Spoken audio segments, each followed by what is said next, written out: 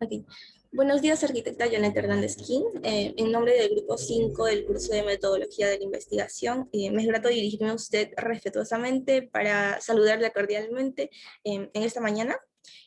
Asimismo, pues agradecerle por darse un tiempo para esta entrevista de investigación que data acerca de la problemática de los asentamientos humanos que pues atraviesan frente a este cambio climático. Em, Además, el grupo 5 y mi persona consideramos que sus conocimientos serían de mucha utilidad y bastante aporte en nuestro trabajo de investigación. Okay. Muchas gracias, Nelly. Encantada de poder ayudarles. Sí. Todo oídos en lo que estimes conveniente y poder aportar en el trabajo de investigación que están haciendo.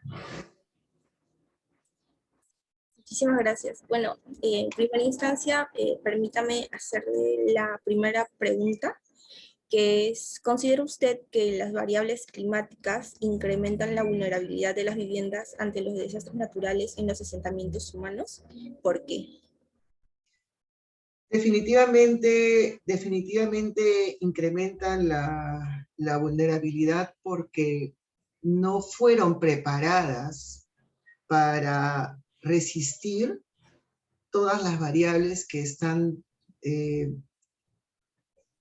vertiginosamente modificándose. Sí. O sea, ni siquiera las variables mínimas que conocíamos, más aún las que se están dando a raíz del calentamiento global del planeta, que no quería aceptar la humanidad que era real y es.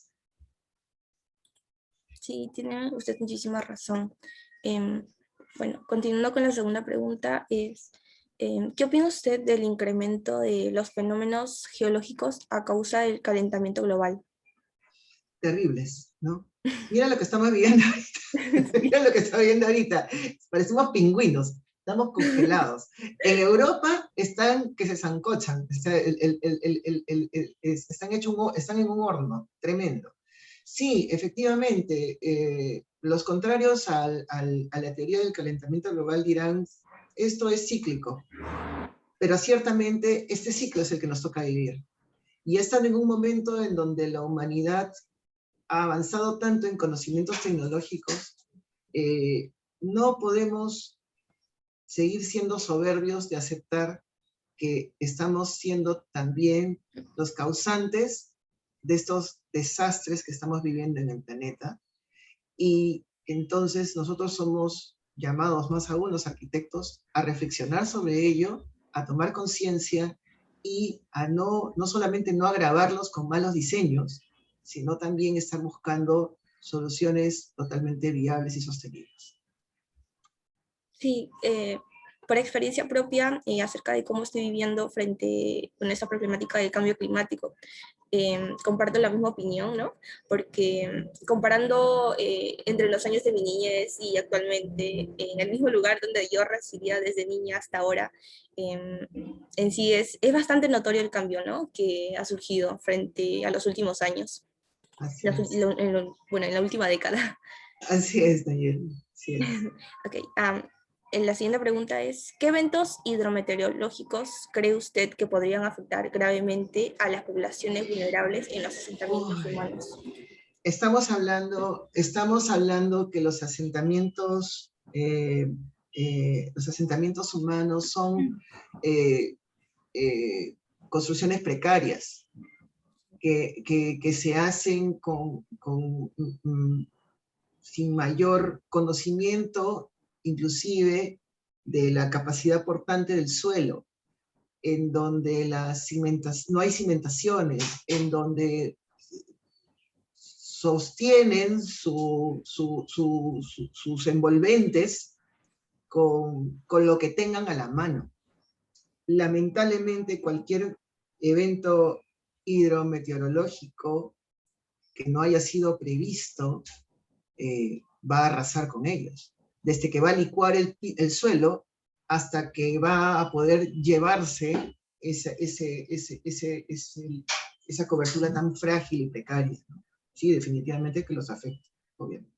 Sí, sí, tiene usted muchísima razón. Bueno, teniendo en cuenta los desastres socionaturales que existen en un entorno determinado, Ujú. ¿cuáles piensa usted que son los factores para el emplazamiento de las viviendas en estos lugares, en los asentamientos? Uy, qué pregunta. No es de que haya una receta, ¿no?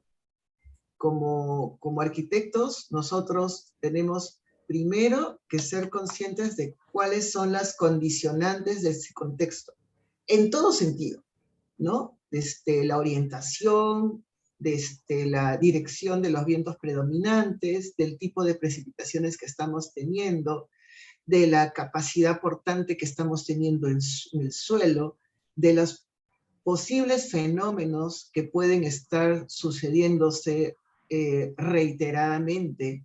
Entonces, todo eso va a llevar a que nosotros estamos preparados para poder decir qué debiera de considerarse mínimamente para que lo que se haga, por más sencillo y humilde que sea, esté resistiendo a esas condicionantes del lugar.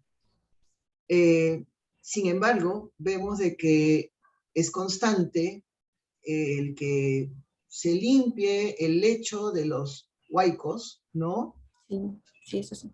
Y luego, a la vuelta de la esquina, otra vez están invadiéndonos.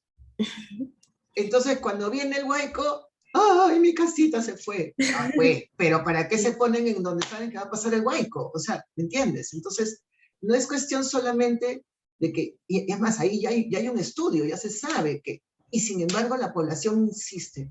Entonces, no es que sean tercos, no es que sean tontos, lo que pasa es de que no tienen preparación. Entonces, ¿quiénes tienen que guiar? ¿Quiénes tienen que liderar esa educación de la población? Los profesionales que estamos justamente empeñando nuestra vida en mejorar las condiciones de hábitat, porque para eso somos los arquitectos. Y si un arquitecto no considera todas estas variables, entonces no es arquitecto. sí, sí. Sí, en sí, ¿Ya?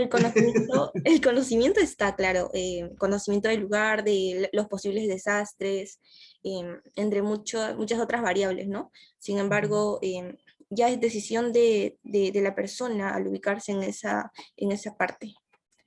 Eh, pero discúlpame que te interrumpa, Nayeli, también es importante que haya, no podemos echarle toda la responsabilidad al poblador que no sabe. Es como cuando tú algún día Sí, seas madre, ¿no? sí, sí. ¿No? O sea, cuando seas madre, a tu hijo no le vas a decir, ese se cayó porque si caminaba por ahí se iba a caer, pero si tú no le enseñaste, se va a Claro, caer. Si tú no lo cuidaste, se va a caer, porque tú, como adulta responsable, sabes más que lo que sabe esa criatura. Nuestra población es ignorante en muchas cosas, pero hay una sabiduría popular que se ha venido diezmando por la supuesta modernidad. El poblador, el poblador sabía cómo protegerse del viento. El poblador que hacía su casita vernacular sin mayor tecnología sabía cómo resolver con sus propios materiales, cómo adaptarse a ese medio ambiente. En algún momento se perdió la brújula y nos olvidamos de algo tan elemental como es. Y ahora estamos teniendo que recuperar ese conocimiento ancestral que de alguna manera lo fuimos perdiendo, lo fuimos olvidando, ¿ya? Entonces, creo que el camino de los arquitectos en la actualidad es justamente mirar con humildad y con reverencia al poblador que no siguió la norma de la moda, sino el conocimiento que venía trayendo de cómo cuidar su lugar, de cómo construir para adaptarse bien a su lugar. Y no para repetirlo, pero sino para aprender. Ya, de repente me adelanté a alguna de tus preguntas, no lo sé, No, discúlpame, está bien, está bien. pero creo que te puede servir para tu tema. Sí, sí, muchísimas gracias, de verdad, sí, fue un gran aporte. Aquí. Ok, la siguiente pregunta es, ¿de qué manera cree que las variables climáticas, como la velocidad del viento, incrementan la vulnerabilidad de las viviendas ante los desastres naturales en los asentamientos humanos? Bueno, definitivamente sí, ¿no? O sea, si tú no consideras la velocidad del viento a la hora de diseñar tus coberturas, por ejemplo, y terminas teniendo el típico, el típico sistema de cobertura que se utiliza con techos de calamina, que luego viene un viento fuerte y nos eleva, ¿de qué estamos hablando? ¿No? Sí. Y después vienen, o sea, son cosas tan básicas, pareciera. O sea, si tú lees el libro de, creo que es el tercero, el cuarto del libro de Vitruvio, ¿ah? Antes de Cristo, él habla de cómo se tiene que saber las condicionantes del lugar para poder diseñar. Han pasado más de 2000 años y creo que muchos arquitectos todavía se olvidan. Sí, bueno, pareciese ser verdad. Pero no ustedes. A ver, dale. Bueno, en su opinión, ¿considera usted que la humedad del suelo afecta directamente a la edificación de las viviendas? Sí, por supuesto, ¿no? Por algo ese que tú tienes que considerar de qué manera vas a evitar que por conducción estés teniendo también un enfriamiento del suelo y obviamente el tema de la humedad va a terminar no solamente estropeando los acabados, sino si no ha sido además no has hecho el aislamiento que va a corregir y evitar de que esa humedad se traslade hacia el interior, va inclusive a ir en desmedro de tu propia estructura, no solamente de los acabados. Sí, sí, ok. Algo tan elemental, por ejemplo, como que estás haciendo terrazas y las terrazas las consideras al mismo nivel que los pisos interiores. Viene una lluviecita, mínima que sea, porque en Lima no tenemos lluvia, y todo eso, todo ese líquido, toda esa agua va a ingresar. Es algo tan obvio. Entonces, tú nunca puedes diseñar una terraza exterior al mismo nivel que un espacio interior, a no ser de que le estés dando algún sistema de evacuación del agua antes, porque si, en el límite, porque si no, va a ingresar el agua, va a ingresar. Y ese es un error típico que se ve. Y en Lima que no tenemos inclusive muchas lluvias. Sí, sí, creo que eso podríamos ver la forma de corregirlo y evitar ese tipo de problemas. Mínimamente tendrías que tener un cambio de nivel. Mínimo. ¿No? O sea, en una casita sencilla, el interior tiene que estar más elevado que el exterior. Base. No, así de simple. Bueno, Es sí, así. fácilmente podríamos evitarnos ese tipo de situaciones. Ok, en su opinión, ¿cree que las amenazas antropogénicas que son creadas por el hombre tienen grandes efectos en la contaminación del medio ambiente? Absolutamente y totalmente, ¿no? Cuando ves a una sola persona trasladándose en un auto grande,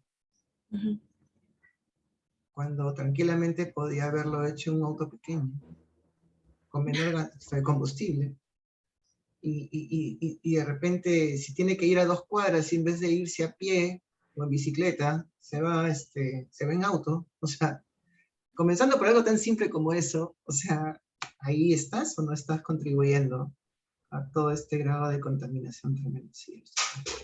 Bueno, la verdad es que sí, pequeñas cosas como ese tipo de situaciones, el solo trasladarse a un lugar cercano con algún tipo de movilidad, en sí estaría afectando gravemente o no, aportando a situaciones como el calentamiento global. Sí, pero creo que estamos cambiando en algo, ¿no? Por lo menos en Lima estamos empezando a usar, yo me combino entre el carro, la bicicleta y a veces el metropolitano, ¿no? Entonces, porque no todo se puede hacer a pie, tienes que hacer un medio de transporte, y hay veces que sí necesitas el transporte, ¿no? Pero tratar de hacerlo lo mínimo posible. Entonces tienes que ser consecuente con lo que profesas, ¿no? También. Sí. Ahí me ves en buzo porque termino de hablar contigo, me voy a sacar mi bicicleta, así que ya. Am, ¿Por qué cree usted que el mal uso o implemento de los materiales de construcción incrementa riesgo ante desastres naturales? ¿De qué color es el caballo blanco de San Martín? Es obvio, ¿no? O sea, el mal uso va definitivamente a incrementar el riesgo, por supuesto. O sea, si yo no he considerado esos posibles riesgos, entonces obviamente, en vez de estar protegiendo, lo que estoy generando es mayor vulnerabilidad, ¿no? Sí.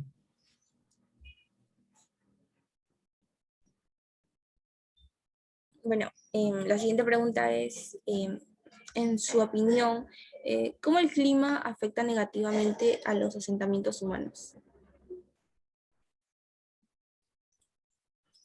Afecta en la medida de que por una necesidad de, eh, de habitación y de propiedad, eh, lo, como ya te dije antes, lo están resolviendo de una manera precaria con los materiales que tienen a la mano, pero no necesariamente están haciéndolo eh, eh, para, de manera permanente, ¿no? O sea, es como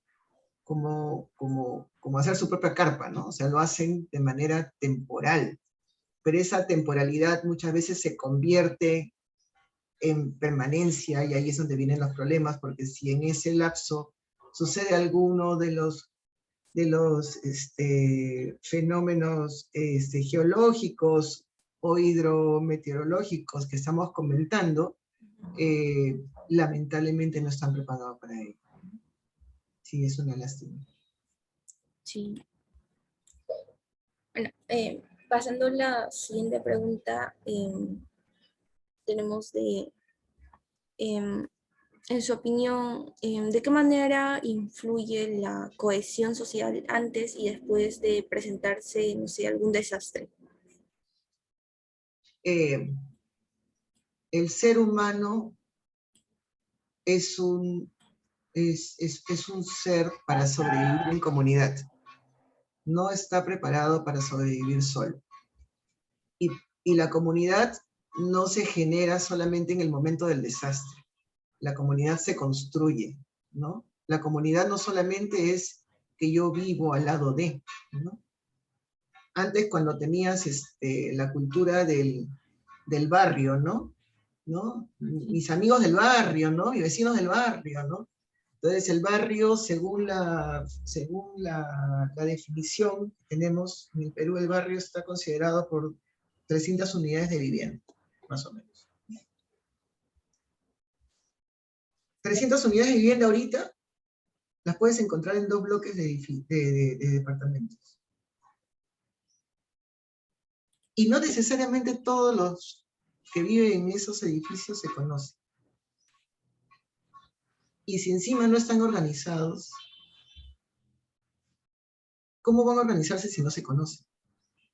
Primero tienes que conocer, tienes que saber quién es. Hola vecinito, no te estoy diciendo que hagas fiestas todos los días, pero por lo menos tienes que saber quién es quién. Entonces, cuando uno vive en una ciudad anónima, ¿no? Se vive del anonimato, no sabes, no te importa de repente quién está al lado tuyo. ¿Cómo te vas a organizar a la hora de un desastre? En cambio, cuando hay necesidad, se organiza en equipos. Y entonces eso sí me parece que debemos de aprender de los que se organizan y por necesidad habitacional terminan teniendo que recurrir a hacer una invasión y hacer un asentamiento. Y luego, como se han organizado para eso, se conocen. Tienen una meta en común, quieren conseguir su casa, quieren conseguir su lugar. Entonces, están juntos. Entonces, si ellos están juntos, están organizados, qué maravilla sería que tuvieran también asesoría totalmente desinteresada, altruista, por parte de los profesionales que estamos preparados para dársela, para a la hora que lo hagan lo que tienen que hacer, tengan alguna orientación. ¿Me explico? Sí, sí. Pero ya tuvieron el punto de partida más importante. Están construyendo comunidad, algo que en las ciudades se está perdiendo. Claro. En ese aspecto sí es bastante positivo. Bien. La pregunta 13 es, ¿de qué manera la vulnerabilidad de las viviendas en los asentamientos humanos está relacionados con la ineficacia de los políticos y autoridades del país? Hay asentamientos porque no hay políticas claras de apoyo a la vivienda en todos los sectores. Básicamente en eso. No estamos diciendo que regresemos a esquemas antiguos de vivienda social. Existen otros en muchas sociedades en donde tú estás teniendo de repente en Francia, en Bélgica, o sea, tú estás teniendo edificios maravillosos en donde un porcentaje, en Holanda, un porcentaje de las viviendas son viviendas sociales. Y esas viviendas están siendo, las están pudiendo utilizar personas que de repente en ese momento no tienen trabajo. Y están siendo solventadas por el Estado. Hasta que consigan su trabajo y van pagándolo como en una suerte de alquiler que luego se va a convertir en una venta. Los demás vecinos no saben quién está en esa situación. Todos están por igual. ¿Sabías de eso? Bueno, estaba averiguando un poco de las viviendas sociales, pero que existen en Latinoamérica, y la verdad es que sí, sí me parece una buenísima idea, ¿no? Que sería bueno que lo implementen acá en Perú, pero no sé. Claro, lo que pasa es de que es diferente, ¿no? O sea, en el Perú teníamos un sistema de vivienda, de inversión del Estado de vivienda social que cambió cuando tuvimos el cambio de política del neoliberalismo. Pero creo que el neoliberalismo no necesariamente es contrario a una política de Estado que podría estar viendo de qué manera apoyar, porque había este tema, ¿ya? La vivienda social era como que, uy, los que viven allí son los pobrecitos, no son los que no tienen, no son los... No, no, no, lo que yo te estoy hablando en la cultura europea es totalmente diferente. Es en el mismo edificio, imagínate un edificio en San Isidro, que nadie sabe que el 30% de los que viven ahí están viviendo en condición de vivienda social, al mismo que está comprándose su casa. No lo saben. Es un tema de equilibrio social espectacular. Pero bueno, sí. te invito a que lo investigues. Sí, lo voy a investigar claramente porque sí, me parecen conceptos muy diferentes. Totalmente diferente. Bueno, la otra pregunta es, en su opinión, ¿considera de que el cambio climático influye en las variaciones económicas de la población de los asentamientos? Ay, sí, pobres, porque tienen que estar, de pronto, su estera, sus palos que les estaban cubriendo, ahora tienen que volver a comprárselos. Y encima vuelven a comprar lo mismo, que luego se va a volver a caer. Qué genial sería tener,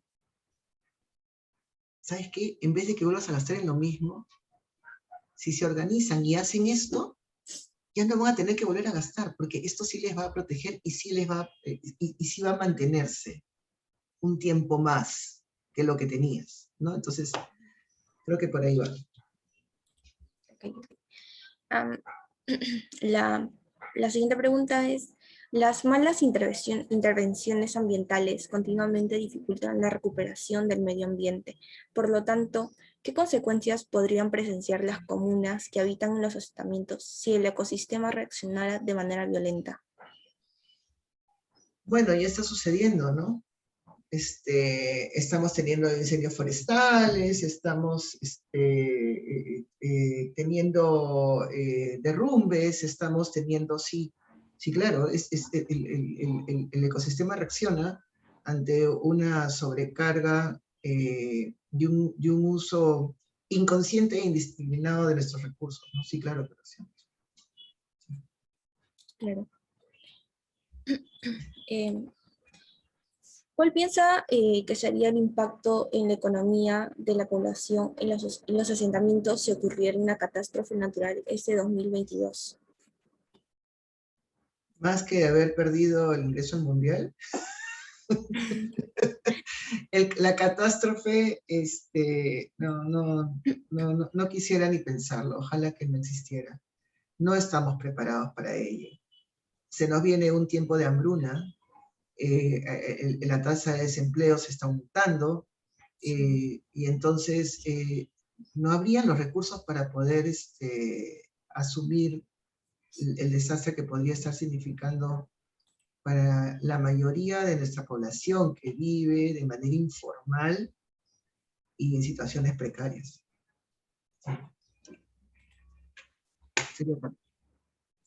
Bueno, yo en mi opinión creo que tiene mucho que ver con la sobrepoblación que actualmente existe en todo el mundo, la verdad.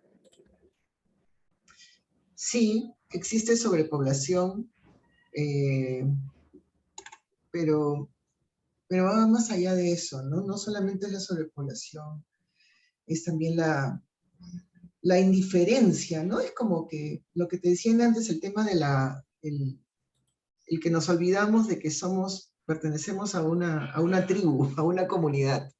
La única manera de que la historia de la humanidad se haya construido es cuando empezó a unirse en tribus, en comunidades, a hacerse cada vez más fuertes y todos luchar por un bien común, ¿ya? Todos salgamos adelante.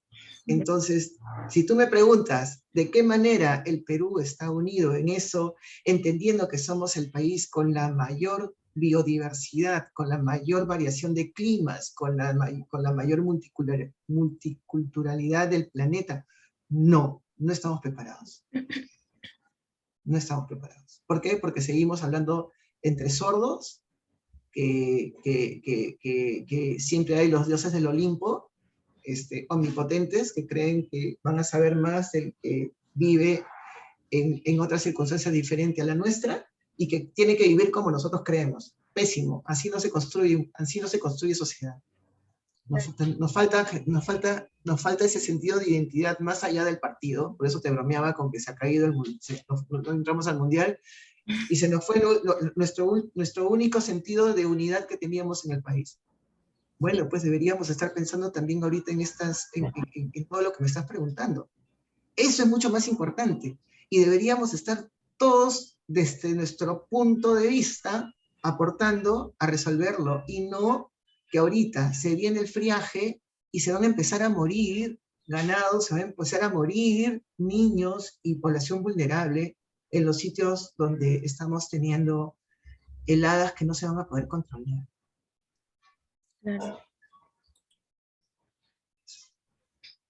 Y bueno, considerando que las viviendas precarias en su mayoría se ubican sobre pendientes moderadas o fuertes, ¿cuáles cree que serían las consecuencias si de repente colapsaran por un sismo? Eh,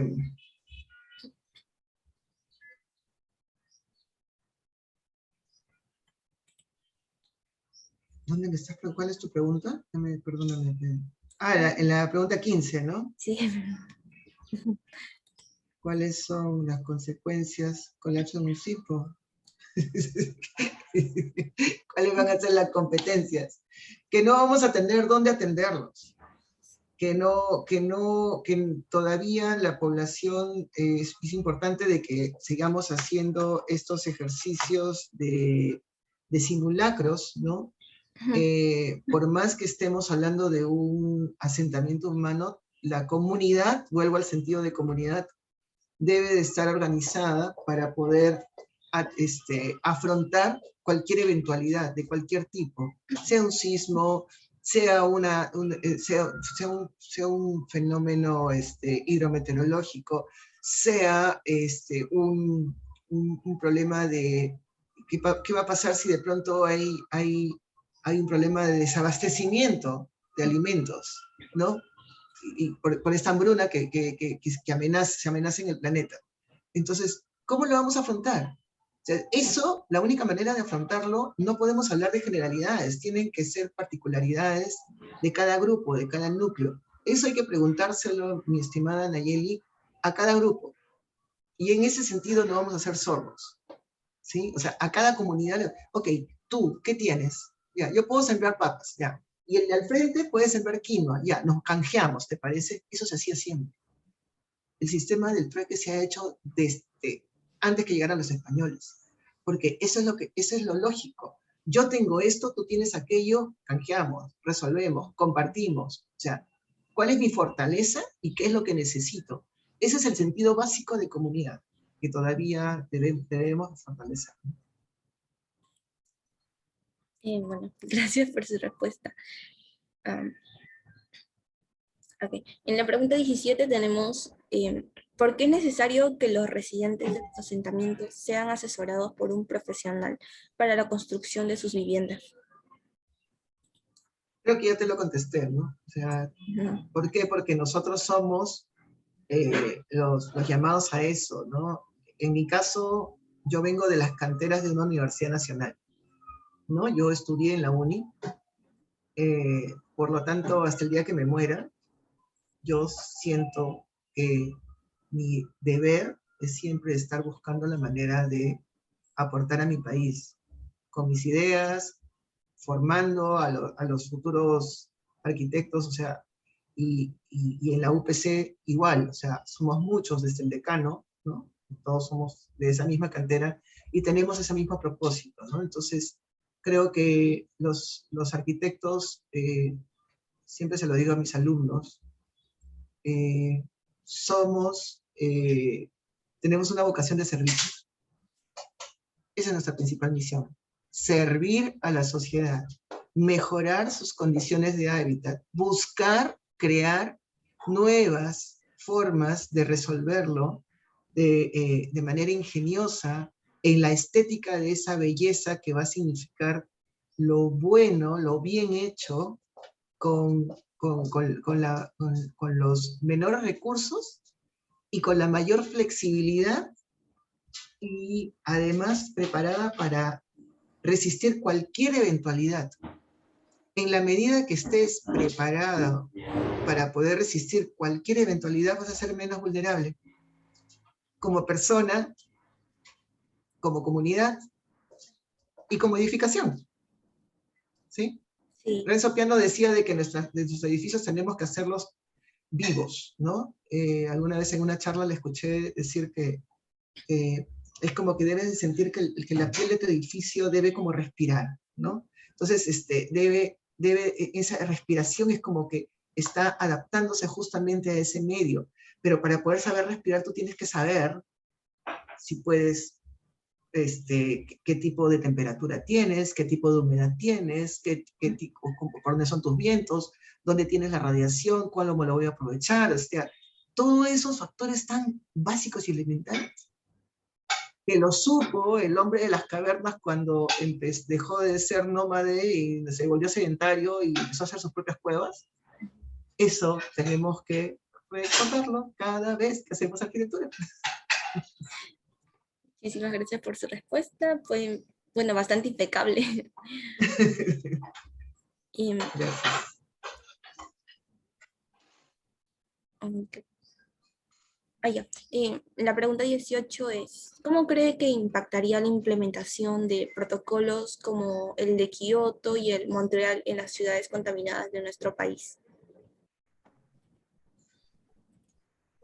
Bueno, básicamente estamos hablando de la protección de la capa de ozono, ¿no? Mediante la toma de medidas para controlar justamente la producción total, ¿no? Hacia a nivel mundial, el consumo de sustancias tóxicas que estarían también contribuyendo a esta pérdida de la capa de ozono, ¿no? Que tú sabes que en el sur del país la tenemos casi en nada, ¿no? Entonces el nivel de radiación que está saliendo es altísimo, ¿no? Entonces, sí, ciertamente, nosotros como población tenemos que ser conscientes de que esto es real, ¿ya? Primero hay que tener un grado de conciencia. Sí, es real. Estamos teniendo un grado de contaminación y de calentamiento global generado justamente por estos gases que generan el efecto invernadero, y además, en el caso eso era el tema del protocolo de Kioto, ¿no? Cómo bajar la emisión de gases, ¿no? Sí, sí. Contaminantes. Y en el caso de Montreal, era más bien directo a el mayor énfasis era el tema de la capa de ozono, ¿no? De qué manera a su vez eso nos está generando la mayor radiación, ¿cierto? Sí, sí. Entonces, estos dos puntos sí son, van a, sería, no es deseable, no es que quisiera, ay, cuánto sueño. No, por favor, eso es algo que necesitamos con total urgencia. Sí, lo Sí. necesitamos. Sí. Bueno, pasando a la siguiente pregunta tenemos, ¿qué tipo de campañas podría usted, qué tipo de campañas propondría usted a la Municipalidad de Ventanilla para mejorar la calidad de vida de los moradores en los asentamientos del distrito? Uy, permíteme decir que no conozco tanto la problemática a profundidad, ¿no? O sea, para poder dar una recomendación sería irresponsable de mi parte estar dándola sin haber analizado profundamente y haber conversado por lo menos con ellos y saber qué cosa es lo que están teniendo de problemas, haciendo un breve análisis arquitectónico, ¿no? Análisis de la situación, y después de eso estar pudiendo encontrar los vasos comunicantes con la población y de esa manera poder estar aportando efectivamente, porque si yo te digo ahorita desde mi posición, o sea, me parece que ellos están en un arenal y deben hacer esto, hacer lo otro, o sea, estoy haciendo lo mismo de siempre, estoy contradiciéndome a todo lo que te estoy diciendo. Creo que, Claro. al contrario, hay que bajarnos al llano, hay que saber qué es lo que está pasando y hay, a partir de eso, construir con ellos. Esa sería mi respuesta. Entiendo, muchas gracias. La última es, ay no, perdón, la penúltima es, ¿qué actividades cree usted que serían apropiados de realizar para sensibilizar a las poblaciones vulnerables de los asentamientos?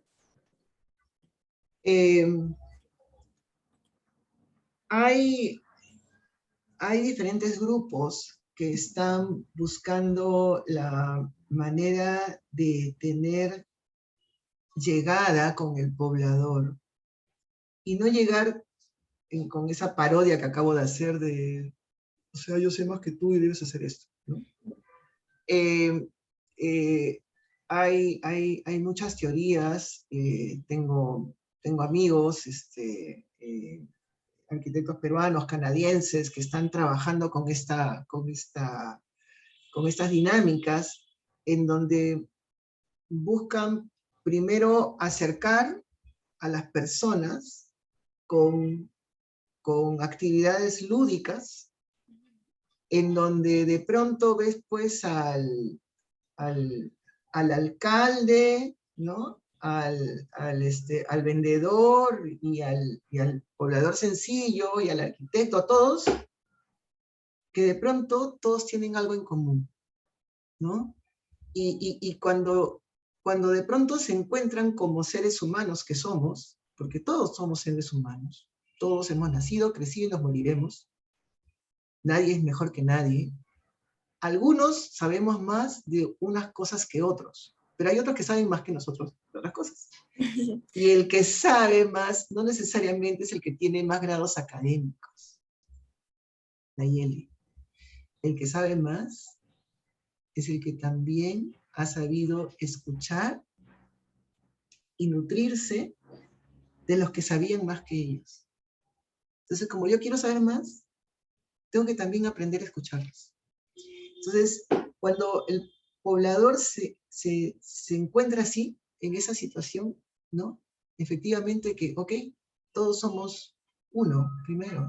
Todos somos bien parecidos, ¿no? Y todos hemos jugado hasta de repente igual, ¿no? De repente este que tuvo mejores oportunidades en su vida y este no, pero cuando eran niños todos jugaban igual.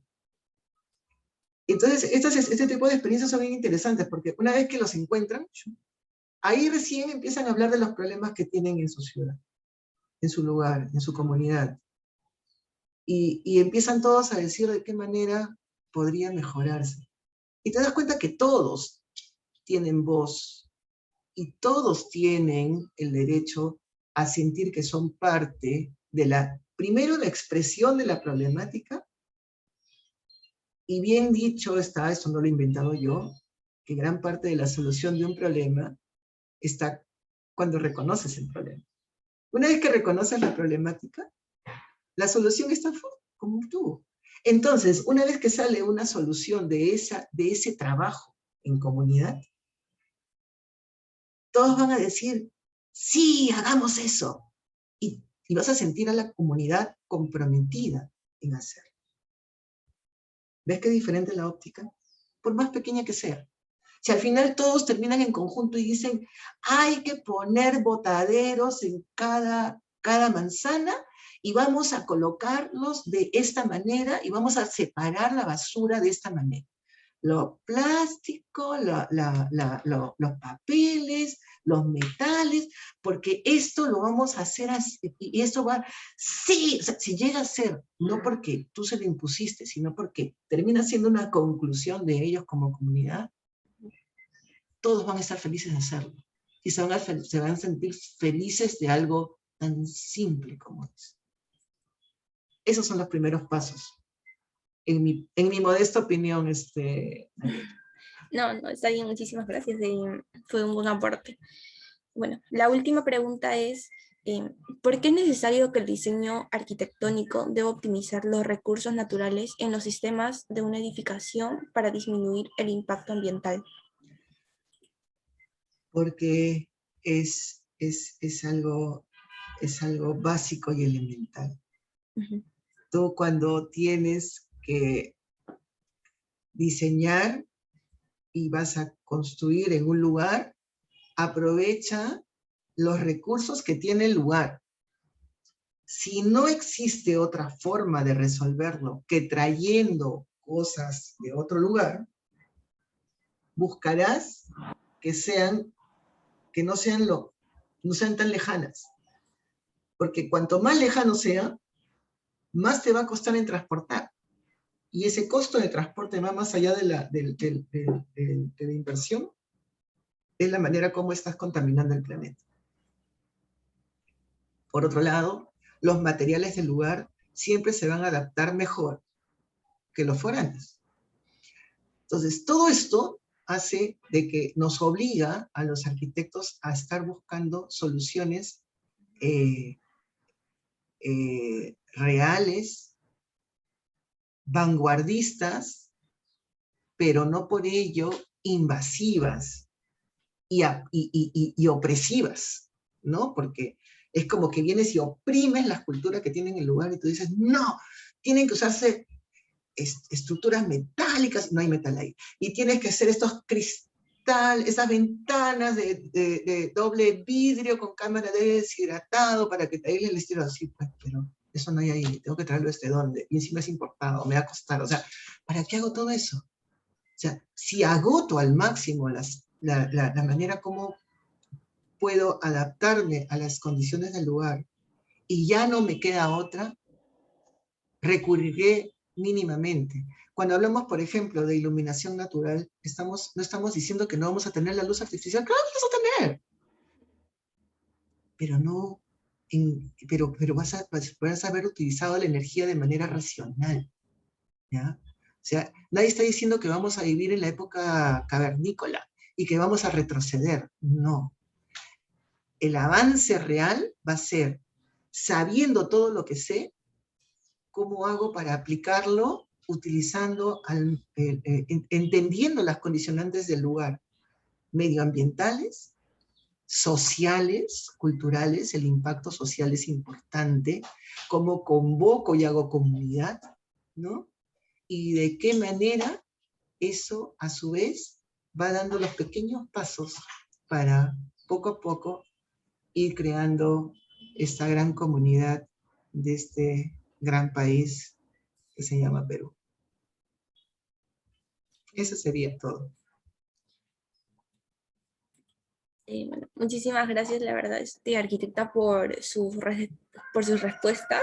Fueron bastante buenas, aportaron bastante y creo que fueron bastante concisas para poder entender un poquito más acerca de esa problemática.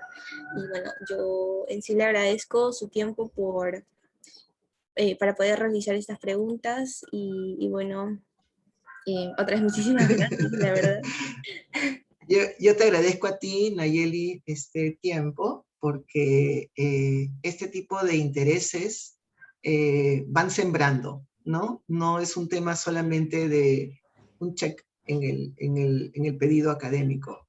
Creo que nos va dando un sentido de comunidad y te agradezco la oportunidad, ¿sí? Listo. Gracias, Nayeli. No, gracias a Nos usted. vemos. Ok. Nos vemos. Ok. Chao, chao.